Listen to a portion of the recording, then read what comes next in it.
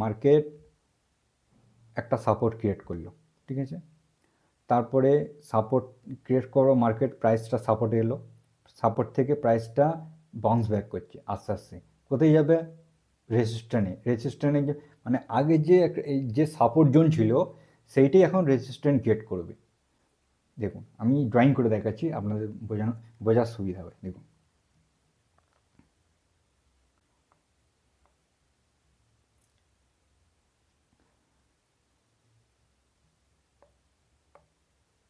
এই দেখুন এইভাবে প্রাইস বিহেভিয়ার করে।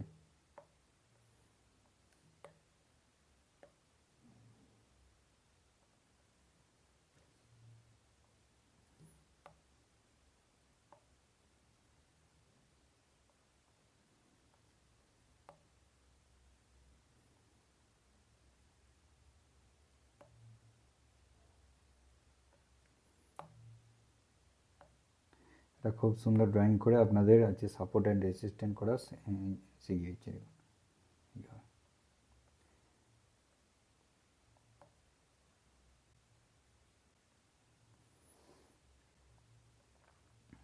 এই দেখুন প্রাইস উপর থেকে আসছে, এখানটা সাপোর্ট, এখানে সাপোর্ট জোন ক্রিয়েট করলো, এখান থেকে পুল ব্যাক নিল, পুল ব্যাক নিয়ে এটাকে ব্রেক দিয়ে দিল। দেখুন আবার এইখানে সাপোর্ট ক্রিয়েশন করলো।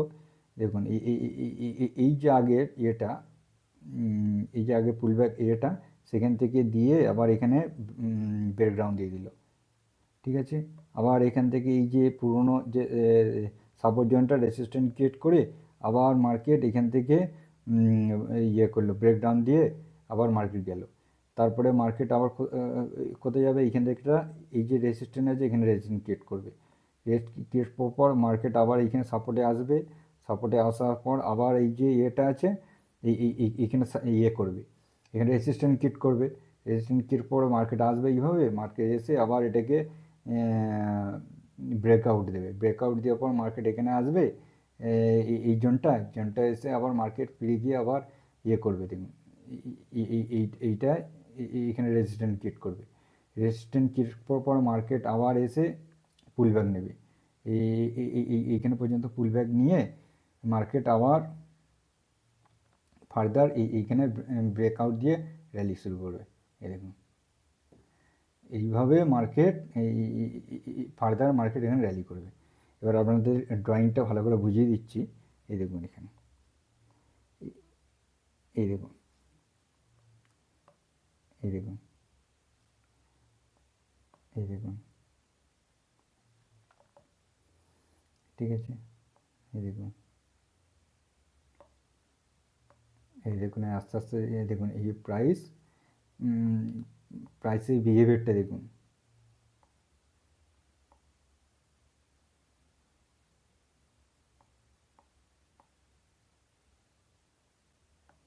দেখুন এই প্যাটার্ন মার্কেটে দেখুন,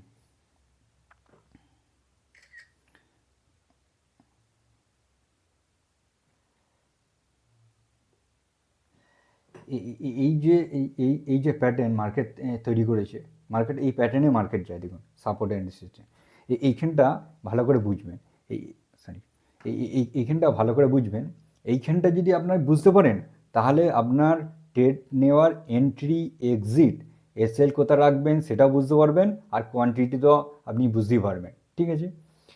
এখানটা প্রাইস এন্ট্রি পয়েন্ট, এন্ট্রি যেখানে নেবেন তার নিচে কতটা নিচে এসএল রাখবেন, তারপরে সেই অনুযায়ী এসএল অনুযায়ী risk to reward ratio maintenance করে আপনি টার্গেট ফাইন্ড আউট করবেন। দেখুন কমসে কম তো 1:2 অবশ্যই নিতে হবে, বুঝলেন তো। তারপরে সেই হিসাবে আপনি দেখুন আমি ড্রয়িংটা আপনাকে দেখাচ্ছি তবেই আপনি বুঝতে পারবেন। দেখুন যখন এই যে প্রাইসটা যখন এইখানে এলো, দেখুন এই যে এখানে এলো, প্রথমে এটা সাপোর্ট একটা জোন ক্রিয়েট করলো। দেখুন এখানে একটা প্রথম সাপোর্ট জোন ক্রিয়েট করলো, দেখুন এখানে একটা প্রথম সাপোর্ট জোন ক্রিয়েট করলো। তারপরে প্রাইস এইখানের পর প্রাইস মুভমেন্ট দিচ্ছে, দেখুন আবার উপরে যাচ্ছে প্রাইসের পরে এইখানে কি হচ্ছে, প্রাইস এখানে একটা রেজিস্ট্যান্স ক্রিয়েট করলো প্রাইস, ঠিক আছে। এই দেখুন প্রাইসের রেজিস্ট্যান্স ক্রিয়েট করলো, প্রাইস রেজিস্ট্যান্স ক্রিয়েট করার পর আবার প্রাইস এই যে সাপোর্টটাকে প্রাইস ব্রেকডাউন দিল মানে এখানে প্রাইস আবার একটা সাপোর্ট জোন ক্রিয়েট করলো। দেখুন প্রাইস একটা এখানে একটা সাপোর্ট জোন ক্রিয়েট করলো। সাপোর্ট জোন ক্রিয়েট করার পর প্রাইস আবার পুল ব্যাক করলো, সেই পুরনো যেটা আগে সাপোর্ট জোন ছিল সেই সাপোর্টটা এখন রেজিস্ট্যান্স হিসেবে কাজ করছে। দেখুন এই এই যে এখানে আবার রেজিস্ট্যান্স হিসেবে কাজ করছে। দেখুন পুরনো সাপোর্ট জোনটা এইটা যখন ইয়ে 10 লোয়ার লো, দেখুন এইটা আসছে, দেখুন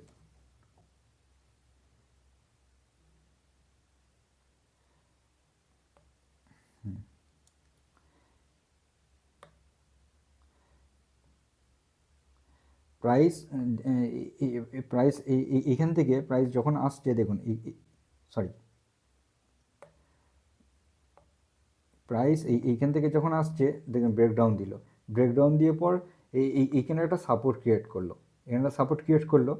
এই যে পুরনো আবার আবার এইখানটা পুরনো যে সাপোর্টটা আবার এখানটা রেজিস্ট্যান্স হিসেবে কাজ করবে। দেখুন এখানে আবার পুরনো সাপোর্টটা রেজিস্ট্যান্স হিসেবে কাজ করলো, ঠিক আছে।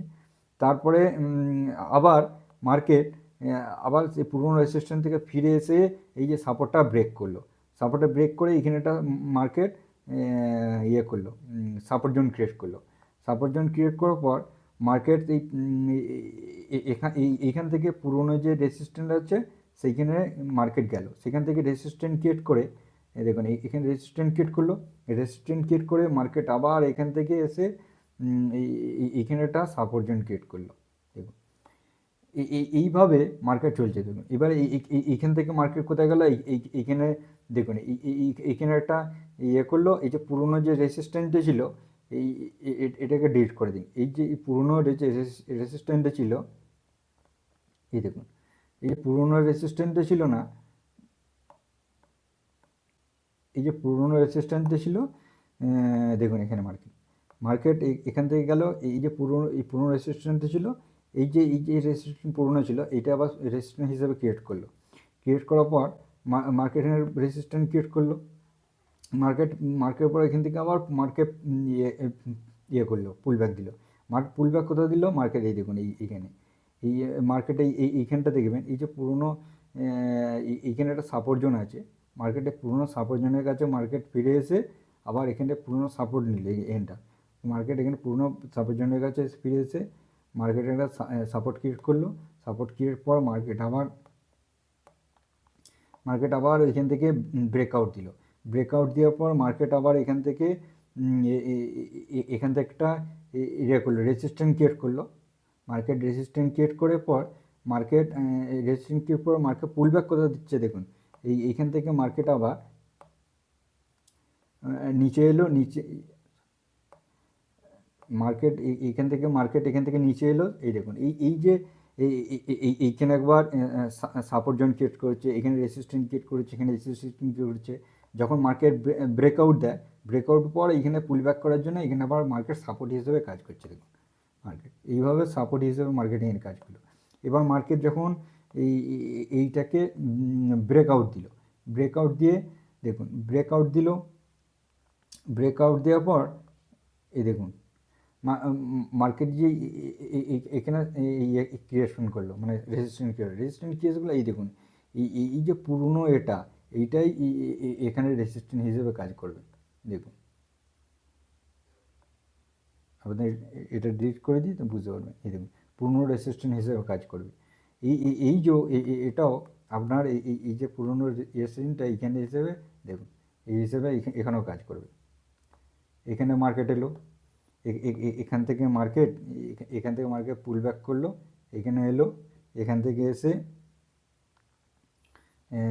আসার পর এখান থেকে এসে মার্কেট আবার এখানে ব্রেকআউট দেওয়ার পর মার্কেট কি করবে, মার্কেটে লাস্ট রেজিস্ট্যান্স আছে এইখানে দেখুন, এইখানে রেজিস্ট্যান্স হিসেবে কাজ করবে। মার্কেট আবার এখান থেকে মার্কেট আসবে, এখান থেকে এসে মার্কেট এখান থেকে পুল ব্যাক দেবে, পুল ব্যাক দিয়ে এখানটা একটা সাপোর্ট ক্রিয়েট করবে।